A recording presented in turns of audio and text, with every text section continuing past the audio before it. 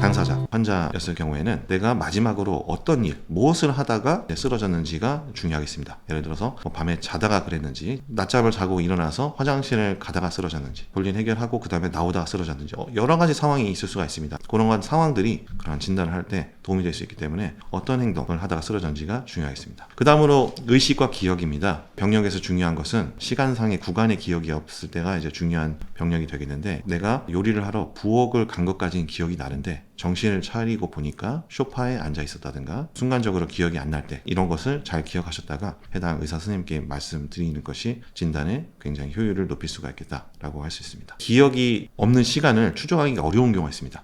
그런 경우는 있기 직전의 상황과 그 다음에 내가 의식을 차렸을 때 주위 환경이 어땠는지를 조금 말씀해 주시면 기억을 잃었던 시간이 조금 계산이 될 수 있습니다. 예를 들어서 밖에서 뭔가 물건을 만지고 있었는데 그 다음에 기억이 없고 정신을 차려보니 구급차 안에 타 있었다든가, 아니면 정신을 차려보니까 주변의 사람들이 나를 이렇게 깨우려고 흔들고 있었다든가, 그러한 것들이 우리가 기억이 없었던 순간들에 대한 기간을 추정하는 데 아주 도움이 될 수 있고, 그러한 정보를 주시면 좋을 것 같습니다. 주변 사람들이 그러는데 가끔 묻는 말에 대한 대답을 제대로 못한다, 이런 것도 이제 중요한 병력이 될 수 있습니다. 그 다음에 이제 자고 있을 때 상황입니다. 자기가 자면서 어떤 일이 일어나는지 잘 기억이 안 나고, 또 혼자 사시는 분들 경우에 자고 있을 때 어떤 일이 일어나는지 잘 모르기 때문에, 예를 들어 자기도 모르게 자다가 혀를 깨무는 일이 한 달에 한두 번 있다든가, 그런 게 이제 반복이 된다. 그런 것들은 우리가 발작을 하면서 혀를 깨무는 걸 수도 있기 때문에 그런 것도 중요한 병력이 될 수 있습니다. 밤에 주무시다가 이유 없이 여러 번 깨는 분들이 있습니다. 요거는 뇌전증 발작인지 아니면 수면 장애인지를 우리가 구분해서 병원에 가서 상담을 받아보시는 게 좋을 것 같습니다. 한번 자고 일어나면 극심한 두통이 있거나 전신 근육통이 한 번씩 있는 경우가 있다. 이런 것도 자기도 모르게 전신 발작을 하고 난 이후에 전신에 근육통이 올 수가 있기 때문에, 그런 게 있다면은 병원에서 상담을 받아보시는 것을 추천드립니다. 목격자 입장입니다. 예를 들어 지인이나 친구가 갑자기 쓰러져가지고 발작하는 모습을 보면 누구나 흔하게 접할 수 있는 상황은 아니기 때문에 당황할 수 있습니다. 그럴 때 당시의 환경이 어떤 것을 하는 도중에 증상이 발생했는지를 기억하는 게 좋고, 그 다음에 대화하는 도중에 평소에 대답을 적절하게 못하는 경우가 이분이 있었는지, 그런 것도 이제 병력 정치에 중요할 수가 있겠고요. 또 이제 발작 당시 모습이 어땠는지, 환자를 이제 깨우거나 만지거나 하실 텐데, 그럴 때 이제 몸이 좀 뻣뻣했는지 아니면 힘이 축 풀어져 있었는지, 이런 것들이 진단에 도움이 되겠습니다. 또 환자의 얼굴과 눈을 관찰해서 거품을 물었는지, 얼굴이 창백했는지, 또는 파랗게 질렸었는지, 이런 것들도 도움이 되겠습니다. 전신 발작을 할 때는 우리가 이제 그 발작 자체 기간을 기억하는 것이 중요하고, 처음 보는 경우에 발작이 끝나고 난 다음에 발작 후 혼돈까지 발작 기간으로 생각하셔서 굉장히 길게 말씀해 주시는 경우가 있는데, 그걸 조금 구분을 해서 발작 자체는 몇 초에서 1분 정도이든지, 그 다음에 의식을 회복하지 못하고 계속 대화가 잘 안 된 것은 기간이 어느 정도 되는지, 이렇게 나눠서 얘기해 주시면 가장 정확할 것 같고, 그런 게 이제 좀 헷갈린다 하면은 정상적인 대화, 예를 들어서 질문을 하고 괜찮냐고 묻고 여기가 어디고 내가 누군지 물었을 때 그러한 정상적인 대화가 가능했던 시점이 언제였는지를 기억하셨다가 말씀해 주시면 굉장히 진료에 도움이 될 것으로 예상이 됩니다. 시청해 주셔서 감사합니다.